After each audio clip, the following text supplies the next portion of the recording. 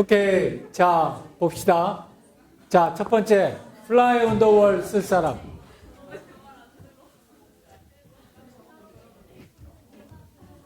Fly on the wall. 오케이.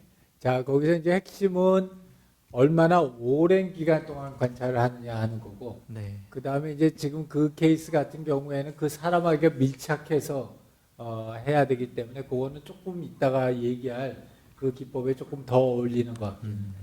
알겠습니다. 그러니까 fly on the wall은 말 그대로 벽에 딱 붙어서 있는 거죠. 그러니까 벽에 딱 붙어 있다는 건 이동하는 게 아니라 해당되는 장소에서 그 과정을 갖다가 관찰할 수 있는 거. 예를 들자면은 인디밴드에서 이제 예약을 하고 온 사람들이 티켓을 카운터에 와서 티켓을 갖다가 바꾸고자 한다. 뭐 그런다면은 그 티켓을 사거나 바꾸거나 하는 그 카운터에 뒤편에 앉아가지고 계속 공연 시작하기 전 수업부터 해서 공연 끝날 때까지 몇 시간 동안 한번 앉아서 쭉 관찰을 하는 거예요. 그게 플라이 온 더 월에서는 더 적합한 알겠습니다. 방법이에요. 자, 그 다음 타임랩스 비디오.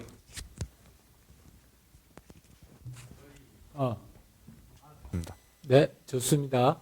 그 우리 타임랩스 비디오 찍을 때 제일 큰 이슈 중에 하나가 프라이버시예요. 그래서 이 퍼미션 없이 가가지고 이렇게 찍으면 큰일 나요. 그래서 퍼미션을 받아야 되는데 반려동물 같은 경우에는 굉장히 좋아. 그 사실 우리가 이 AI 서비스 중에 동작 인식해가지고 찍어주고 움직이는 거 인식하는 이런 그 TV 베이스된 서비스들이 있는데 한 군데도 못 쓰다가 딱 쓰는 데가 어디냐면 저 집에 애완동물 놔두고 하루 종일 회사 가 있는 사람들 요새 되게 많잖아요. 또 회사나 학교에 가 있는 사람들 그 사람들 위해 가지고 이 반려동물 찍는 그런 타임랩스 비디오를 많이 써요. 그 경우에는 제일 좋은 게 뭐 아직까지는 하여튼 그 반려동물에 대한 프라이버시 이슈가 아니어서 그래서 그런 것처럼 타임랩스 비디오 쓰는 거는 이 반려동물에게 쓰는 거는 굉장히 좋은 아이디어인데 이제 반려동물의 위탁자나 수탁자가 그 비디오에 나오게 되면 그거는 먼저 퍼미션을 받고 리튼으로 퍼미션을 받고서 시작을 해야 돼. 자, 그 다음 비헤비얼 매핑.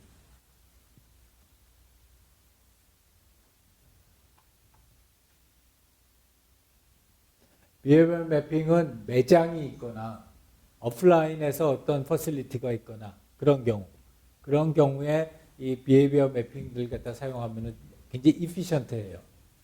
그래서 해당되는 사항이 한번 심각하게 고민을 해보고요. 다음에 비헤비얼 아키올로지.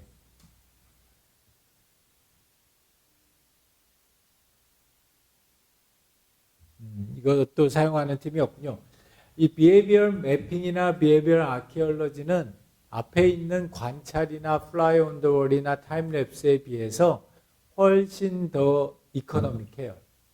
싼 값에 많은 데이터를 얻을 수 있기 때문에 여러분들이 사실은 앞에 있는 두 개는 굉장히 노력하고 품이 많이 들어가는 거예요.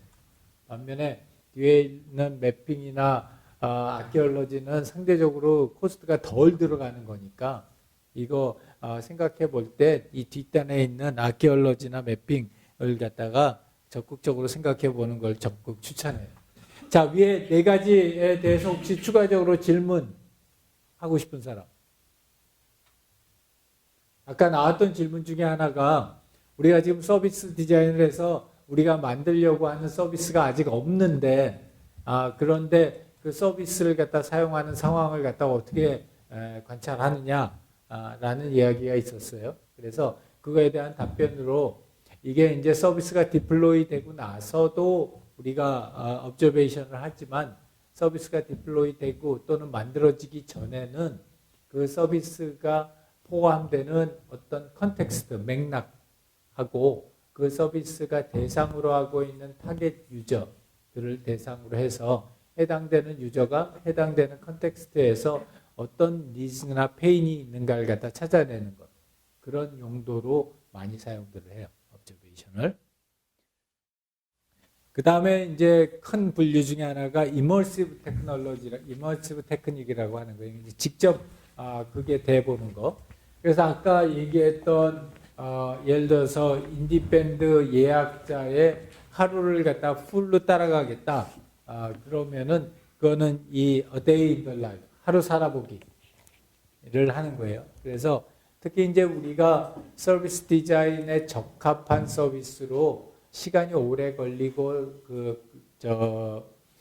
터치 포인트가 많은 서비스들을 갖다가 더 적합한 서비스다라고 얘기를 했으니까 그 해당되는 서비스를 갖다 찾기 위해서 상당히 많이 사용하는 방법들이에요. 그래서 예를 들어서 어떤 뭐 직업 체험 같은 거죠. 아침에 출근해가지고 그 사람의 하루를 갖다가 실제로 해보는 거.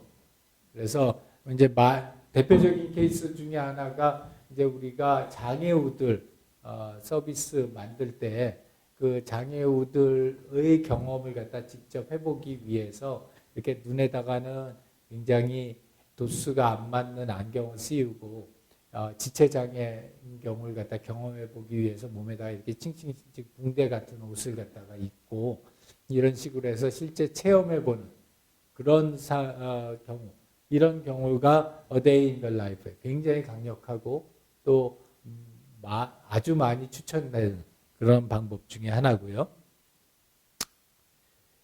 그 다음에 이제 가이드 투어에서 이제 전문가의 어떤 익스피리언스가 필요한 경우, 그런 경우에 그 전문가하고 같이 그 전체 세션을 함께 해보는 거. 그래서 그 세션을 통해 가지고 전문가들이 어떤 노하우와 날리지를 가지고 해당되는 프로세스를 진행하는지를 보는 거가 가이드 투어고요. 그 다음에 쉐도잉도 많이 해요. 쉐도잉은 예를 들어서 아까 그 반려견이다. 그러면 그 반려견 주인과 같이 하루를 보내는 거예요. 그래서 옆에서 쉐도잉 하면서 그 사람이 어떨 때에 어떤 판단을 하고 어떤 행동을 하고 어떤 고통을 느끼는지를 갖다가 적어서 관찰하는 거. 이게 쉐도잉 방법이고요. 그래서 쉐도잉 방법은 우리 그 시간도 많이 들지만 또 상대적으로 상당히 많은 그런 노하우를 갖다 얻을 수 있는 그런 장점이 있어요. 자, 그럼 이제부터 한 5분 동안 요 세 가지 가이드 투어하고 A Day in the Life하고 쉐도잉 요 세 가지를 해당 팀에서 어떻게 활용할 수 있을까 한번 이야기를 갖다 해보고 그 플랜을 갖다가 같이 나누고 코멘트를 받는 시간 가질게요. 자, 시작해 봅시다. 첫 번째가 쉐도잉, 두 번째가 가이드 투어, 세 번째가 A Day in the Life. 자, 시간은 한 3분만 가질게요. 세 개니까. 이 각각에 대해서 어떤 식으로 우리가 해볼 수 있을런지. A Day in the Life.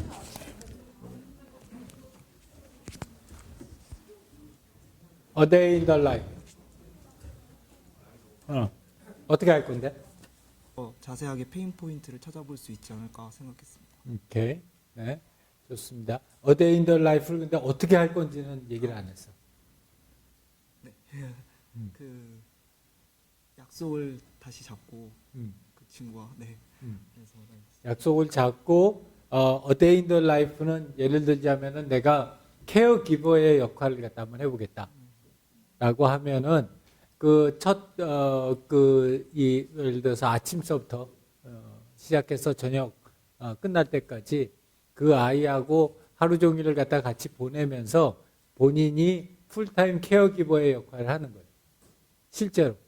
실제로 그 역할을 갖다 수행하면서 본인이 느끼는 내용들을 갖다가 다 기록해서 그걸 나중에 데이터로 활용하는 거. 그게 A Day in the Life의 가장 큰 특징이야. 그러니까 실제로 본인이 하는 거야. 실제로 본인이 아기가 되지 못하잖아. 그러니까 그건 아닌 경우고 본인이 어떤 케어기버 역할을 한다든지 또는 어떤 부모님의 역할을 한다든지 이런 것들 역할을 갖다 수행해서 하루 종일을 해보는.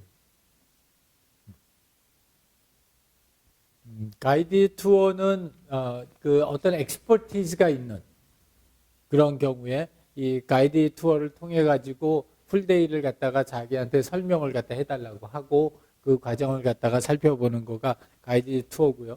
실제로 엑스퍼티즈, 사람이 가지고 있는 엑스퍼티즈는 굉장히 큰 인사이트를 줘요.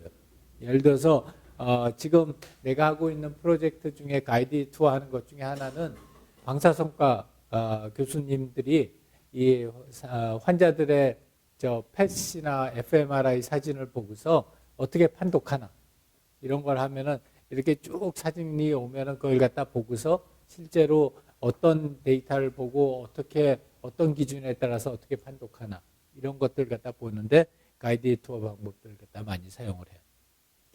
자, 다음은 쉐도잉.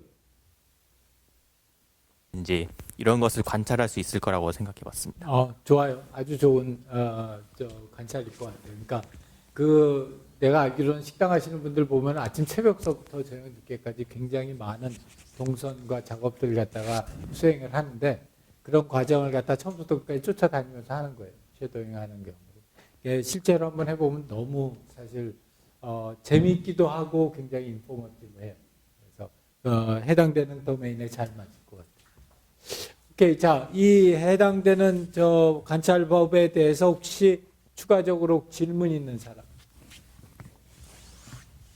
없으면 우리 다음 시간에는 여러분들이 이 앞에서 얘기했던 이 그 업저베이션과 관련된 non 이머시브한 방법과 이머시브한 방법들을 해보고 걔네들을 가지고서 실제로 그 여러분들이 얻은 인사이트를 한번 정리해 가지고 오는 거예요. 그래서 이제는 딱 PPT 2장이야. 그러니까 이제 딱 2장 넘어가면 이제 안 받는 거야. 그래서 딱 2장이고 아까 observations부터 시작해서 fly on the walls부터 시작해 가지고 제일 끝에 shadowing까지 중에서 가급적이면은 다양한 걸 해보세요. 다양한 걸 해보고 그리고 팀원들과 같이 이야기를 갖다 나누고 그 중에서 발표 자료는 여러분들이 취사 선택해서 가장 인사이트가 있었다고 생각하는 것 중심으로 해서 발표 자료를 만들고 특히 현장에서 습득한 자료들을 갖다가 많이 컬렉트해서 나중에 에비던스로 사용할 수 있게 그렇게 진행해 주면 좋을 것 같아요. 오케이, 혹시 질문, 코멘트 없으면 오늘 수업 이걸로 마칠게요. 수고했습니다.